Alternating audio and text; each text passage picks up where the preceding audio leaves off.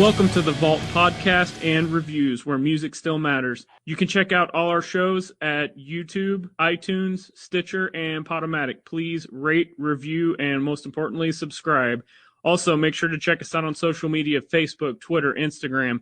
And if you like what we're doing and you'd like to contribute to help us keep the show going, check out patreon.com/The Vault. Hey, everybody. Today we're going to be doing the review on The Great Ruiner, the 2015 release from Apnea.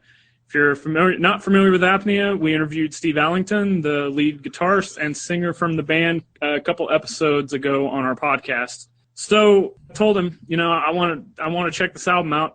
Physical copies are not out yet. They will soon be out, hopefully within the next few months. I'm going to pick one up, but here's the bad news. They're not a band anymore. I don't know what happened. Not my business, but they have disbanded. However, I wanted to do this review. I was super stoked to do it, and I wasn't going to not do it. So, Brent, I know you probably weren't as familiar with them as I was. I think you were with me at 3 Inches of Blood show, so I knew you saw them at least once, but that was like, what? Let's see, that was like 11 or 12 years ago. Oh, so. God. That makes me feel old. Well, we are old. So. Yeah, that's true. No, and I can't remember for sure, but I'm almost certain I saw these guys open up for Soulfly. That's possible. Because that would have been, I really don't remember, and this could be completely wrong, but I know I've seen them at least twice, and I had forgotten about the 3 Inches of Blood. That would make at least the second one, because I can't remember who actually opened up for Soulfly the time I saw them. It may not have been these guys, because I know Wake was there, which was another just local band who I thought was actually pretty cool. But it almost seems like these guys might have been there too. But I don't remember. That'd have been like 2001 or 2? Yeah, even further back. Yeah, God. Great show, though. Yeah. Well, and then you're speaking of 3 Inches of Blood, all I can remember is Metal Church pulling him into the Winnebago. Oh, yes. That's so good. Yes. All right, so, yeah, this album, 7 tracks, like I said, 2015 release. I hadn't seen these guys at a show in a long time, and mostly that's because I just don't go anymore because, different reasons, which we may and may not have spoke about on past shows. But regardless, I'm always into checking bands out, especially local bands. And when they put their stuff online or when they want to do interviews with us like Steve did, I'm more apt to go out of my way to make it a point to check them out. So when I heard this, I wasn't going to – it's on Bandcamp if you want to buy the digital copy. I'm just a stickler, and I like the physical copy if I'm going to spend money. But, this is definitely an awesome album in my opinion. I don't want to gush over it too much. I think it's I guess you could say it's death metal, there's elements of other stuff, but what did you think, Brent? Because I know I had probably listened to it a little bit more than you have before I presented it to you. Yeah, I listened. The first time I heard it was whenever I reviewed it. And like I said, I knew the band name. And like I said, I know I've seen them, obviously at least once. So I was familiar with the band, but I mean, if you would have told me, I don't know. But yeah, I would say, yeah, death metal for sure. There's some other stuff, but I think that'd get you a good idea. Yeah, I mean, we'll just jump into it and maybe talk a little bit more about the tracks. Only 7 tracks, so it's not like we'll be here all night. Right. Deceive, the opening track, straight up death metal, yep. But it's not boring to me. Like there's a like this track, there's a little bit of like immolation, a little bit of Morbid Angel sound. So it's I don't know. It's hard to describe. I mean, there's so many death metal bands to me that are just so boring, and they've got to have a different tone, or they got to have different style of riffs to kind of stand out. And this album as a whole, there's enough variety to really keep my attention. Only 7 tracks, so I mean, even if there wasn't, you'd have a hard time. But I was really impressed with the variety on here. Jump down to Global Contagion. It has a little black metal feel, and there's another song, let's see, Orchestrating My Nightmare, that also has a little bit of black metal elements, so you're mixing it up there.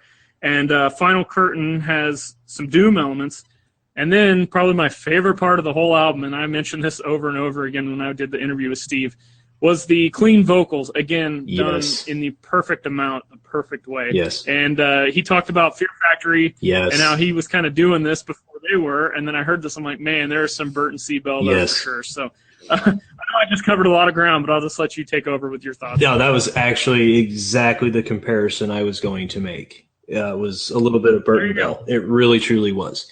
To be honest, I still prefer Fear Factory, but you know, it is what it is. No, the first 3 tracks, they are good. Global Contagion. Let me say the first 2 tracks. I was not blown away by them. They were solid. They weren't awful songs. I wasn't overly blown away. Global Contagion has a little bit different, weird kind of sound to it.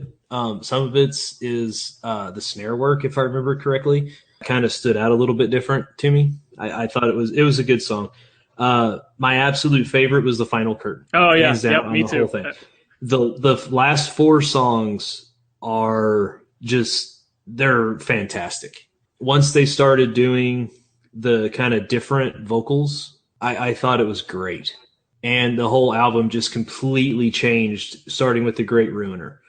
And I was like, dude, yeah, this is the best song on here. And then I got to Serpent's Reach. I'm like, no, dude, this is my favorite song so far. And then I hit The Final Curtain. It was all over. Yep. Which, no pun intended. No pun intended. But I mean, seriously, that song is, if you don't listen to anything else, definitely check out The Final Curtain. That song is phenomenal. And the vocals, you know, some of the music stuff, it's good. It's solid. It didn't just overly wow me. Like, I wasn't like, dude, this guy's a technical master. But it's good. But the vocals, especially those last 4, I love the mixes, especially the clean. The clean vocals are fantastic. And again, they're done perfectly. This isn't the Kill Switch Engage special where it's like, okay, here comes this, here comes this. Yep. Because, you know, most of these, when the clean vocals kick in, I wasn't expecting it at all. And then I heard it, I'm like, whoa, I got to go back and listen to this again. Yep. So, and that's one of my big, I'm sorry, I don't want to interrupt you. But that's one of my big things against kind of like death metal stuff is some of it gets very, very kind of repetitious and very, very predictable. And even the songs that I didn't care for, like the first couple, they weren't predictable. Like, I wasn't like, here comes this, here's this part. They were still, you know, they were done well. And instead of being like, you know, oh God, death metal.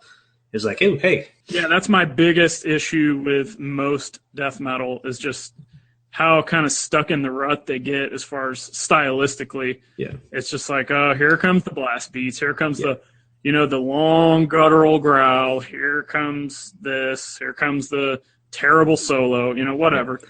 But there's so much variety on this that I really was not – I didn't know what was coming next. Yep. Like, this wasn't a crazy, like prog kind of, you don't know where it's going next, but there's enough of that in there. You're right. That it kept my attention the whole album, and I thought the vocals, the guttural stuff is even pretty good. It sounds a little bit different than a lot of the straight up death metal. Then again, the clean vocals just perfect, and you know, there seems to be a running theme here where all of us, Robbie Jessamine also, everybody that's done reviews here for the Vault, everybody's liking the clean vocals better. I don't know if it's because we're getting older. You know, I'll say, like, I don't want I don't want Cannibal Corpse to necessarily start doing clean vocals, but when I think when I hear clean vocals in music where it doesn't fit, or vice versa with the guttural vocals with, like, you know, pop music or something, it's just a sharp contrast, and it's just more originality to me. I don't know. What do you think? I mean, honestly, I've loved it since I was, you know, started getting into heavier music. I mean, that was one reason I fell in love with Fear Factory. Yeah, that's a great point. That's the first time I ever heard that too, was on Soul of a New Machine. That's their first album that I think of, and I heard, I don't remember the name of it, but I think it's track 8. You know, back when we had to go by tracks. Yeah, the very first song I heard from Fear Factory was Replica. And whenever he hits those in that song, it just floored me. Like, I didn't know what was going on. I'm like, yeah, I don't, you know, this heavy music, I don't know. It's not really my thing. And he hits this, and it's like, I mean, it was like a light bulb, you know, or light bulb. Fuck. It's like a light bulb went off. Wow. You know, I'm like, dude, this guy's awesome. And it just opened up a whole new world just instantly like that. And, I was always the one that even enjoyed, the cleaner stuff on the first couple Slipknot albums. And, Me too. so Yeah. I've always enjoyed that. I was the one on Mudvang. Good God, I can't pronounce shit tonight. I was the one on, Mudvayne's albums. Everyone else is like, man, yeah, this is heavy. I'm like, yeah, but just wait for the clean stuff. And they're like looking at me like, what? Yeah, I agree. I was the same. I still love the Mudvayne stuff that yeah. has the kind of weird composition with the clean vocals. I mean, which is few and far between of theirs, but it does exist and it is awesome. Yeah, and some of it's being a little overdone now because it's kind of a popular thing on some of it. Kill Switch Engage special. Yes, which was really great on like the first 3 Kill Switch albums.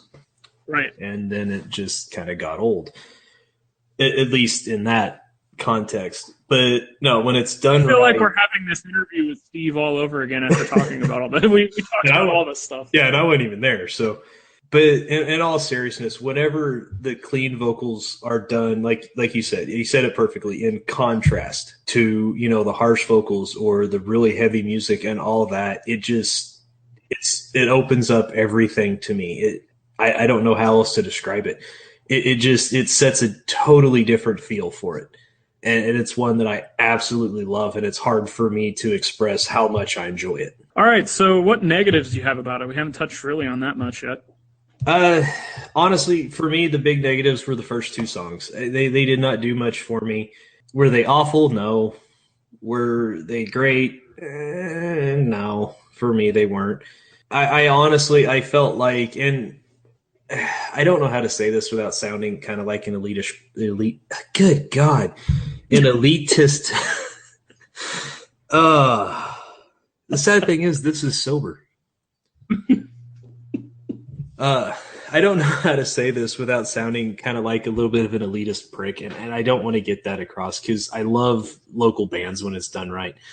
But the first 2 songs, I honestly thought I was listening to a local band out of Springfield, Podunk. Like I said, that's not to say it's bad. It was just they didn't do a thing for me. I could skip them, But the other 4 were so strong.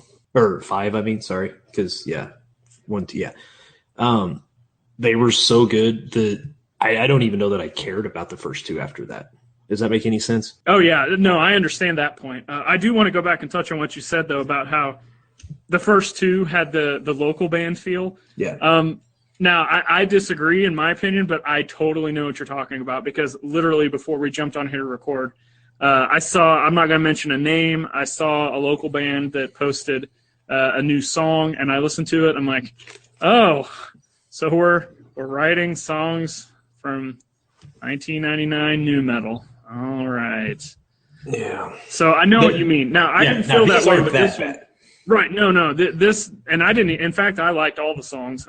So, but just kind of a contrast. I thought there are very few local bands over the course of my life that I've heard that have a different sound or stand out a little bit. And this was one of them compared to a lot of the other extreme genres that I've heard locally that sound just like, all right, we're going to play like Acacia Strain and have breakdowns.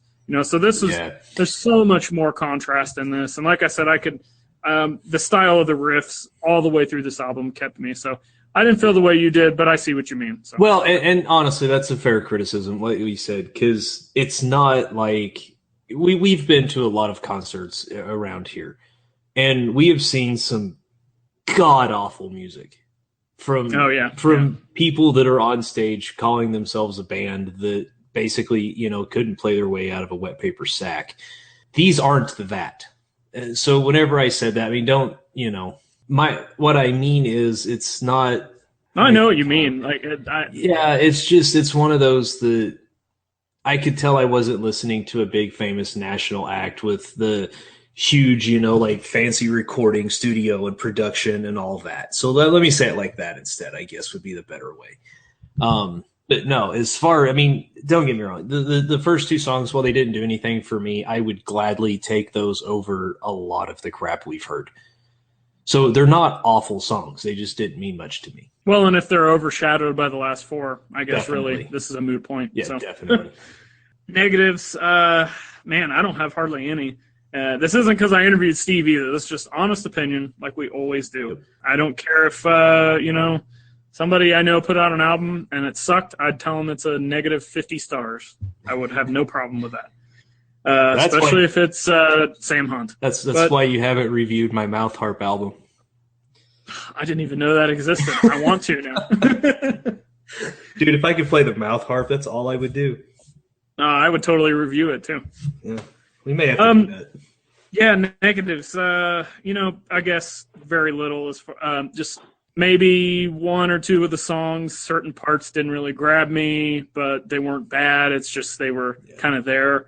But man, there was 1, 2, 3, 4, 5, 6 songs. Nope, 5 songs that I just thought were fantastic. So 5 fantastic, 2 decent.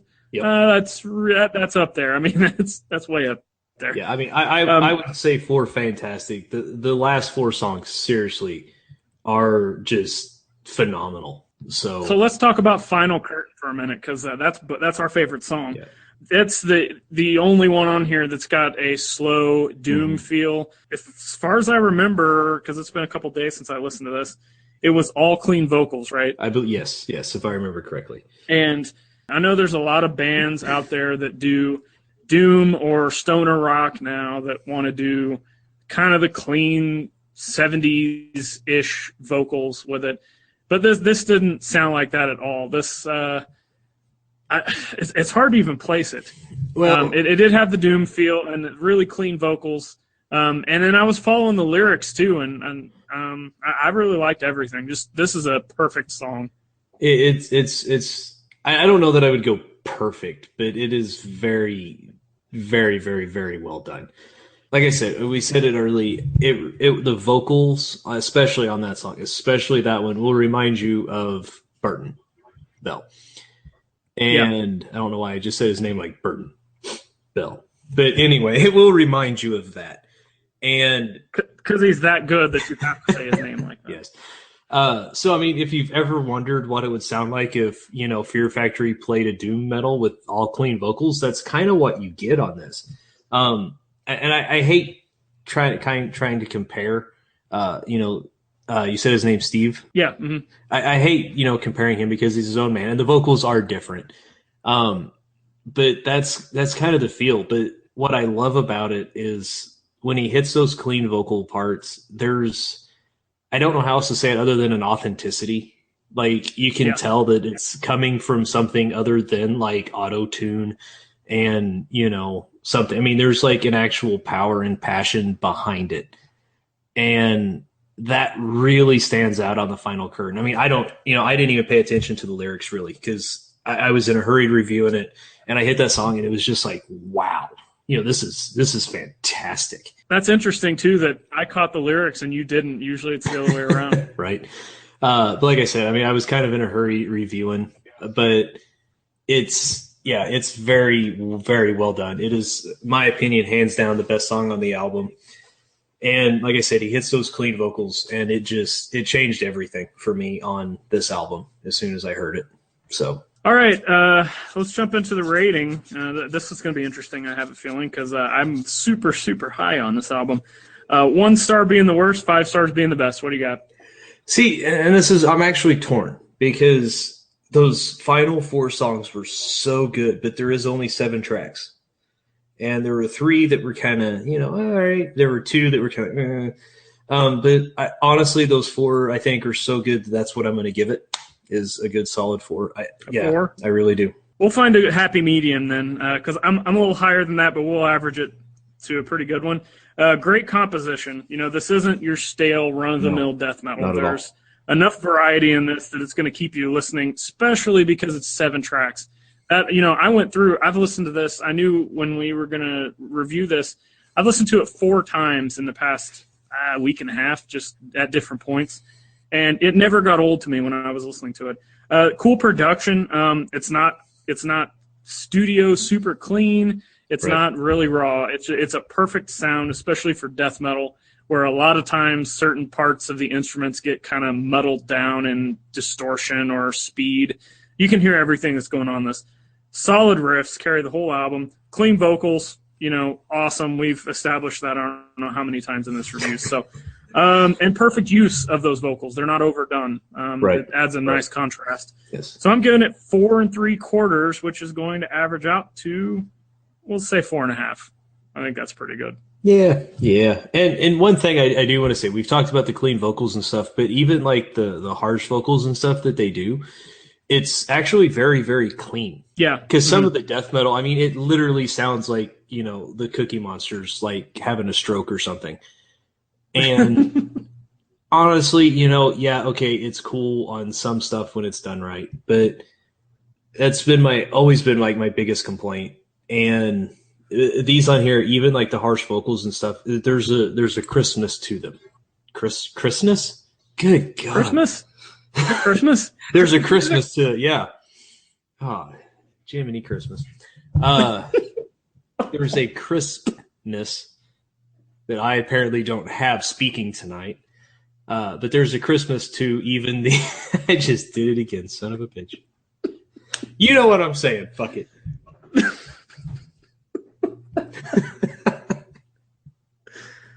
All right, we better end this. Who knows what we're already talking about Christmas. Maybe Apnea, we can get them to come back to do a Christmas tune. Yeah, that would be sweet. Yes, so. Apnea Christmas album. Oh man, we should see if they'll cover "No Presents for Christmas" by King Diamond. Dude, yes, that'd be an interesting cover. That'd be amazing. All right, guys, check us out on social media: Facebook, Twitter, Instagram. Make sure you rate, review, and subscribe on YouTube, iTunes, Stitcher, and Podomatic. If you'd like to help keep the show going so we can get more funding to keep doing better things, better production, better avenues, merchandise, patreon.com/thevault. And until next time, see ya. Peace.